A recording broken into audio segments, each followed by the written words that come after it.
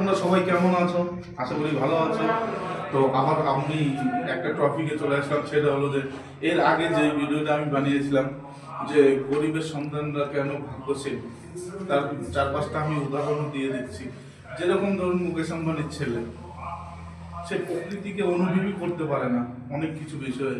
এই যে আমাদের সাধারণ ঘরের ছেলেরা, আমরা ধুলো বালি সব কিছুর সঙ্গে খেলাধুলা করি, রোদ বৃষ্টি ঝড় সব কিছুর অনুভব করতে পারি, কিন্তু গরিবের সন্তান বড়লোকের সন্তানরা সেইগুলো অনুভব করতে পারে না। আরও অনেক কিছু উদাহরণ আছে, আমরা বৃষ্টিতে ভিজে খেলাধুলা করি, বড়লোকের সন্তানরা এইগুলো করতে পারে না। আমরা যেরকম নদীতে স্নান করি, বড়লোকের ছেলেরা সেইগুলো অনেকেই করে না। আরো হাজারো হাজারো উদাহরণ আছে যেগুলো গরিবের সঙ্গে, গরিবরা সব সময় প্রকৃতির সঙ্গে চলে।